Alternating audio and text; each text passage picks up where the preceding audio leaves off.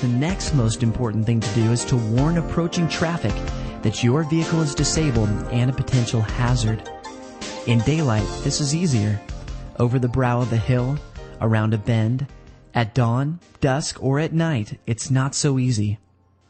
Your first line of defense is to turn on your hazard lights to alert drivers that you have stopped or are moving slowly if you are having trouble making the shoulder before the vehicle stops.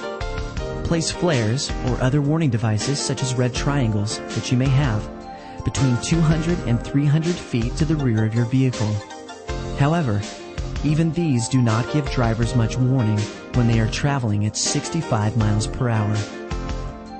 Once you have fixed any problem with your vehicle, you are going to want to re-enter the freeway. There are certain rules you must follow to do this. First, signal your intent to move back onto the freeway for at least 5 seconds before moving off the shoulder. Use the shoulder to accelerate, bringing your vehicle closer to the speed of the traffic on the freeway. Unless the freeway is empty of traffic, you can't afford to get onto the freeway and then accelerate, unless you want to end up on the shoulder again with an even more serious problem. Look over your shoulder first to see where the needed gap may be for you to re-enter the freeway.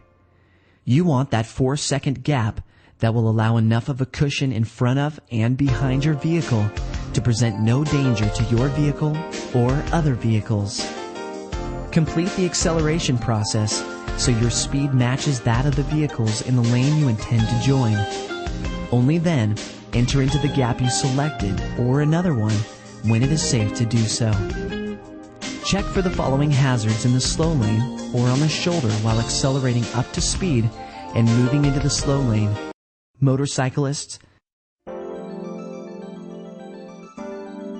slow-moving vehicles, wrecks, other vehicles, and debris.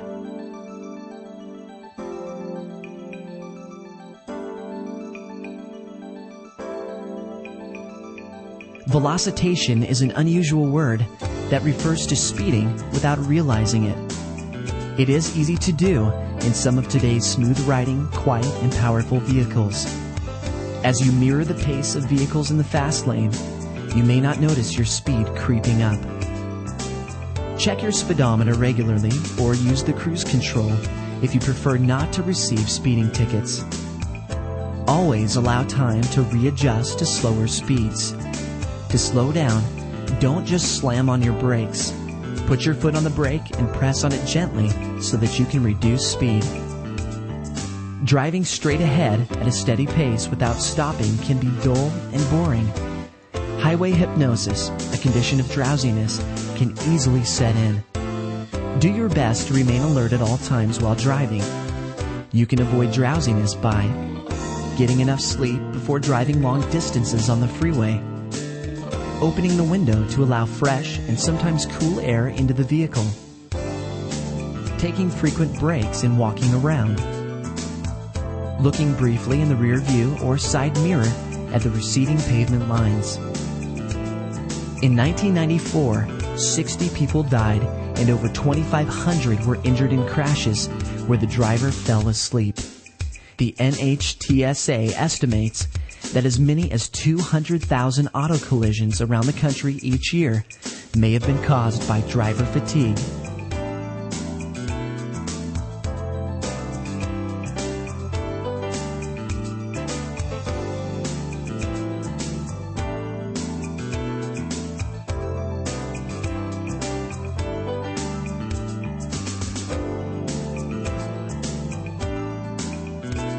Signs will usually warn you of the existence of toll booths at least a mile before you reach them.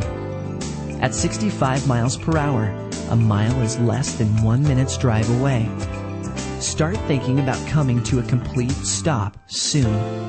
Reduced speed limits are posted for obvious reasons as you approach toll booths.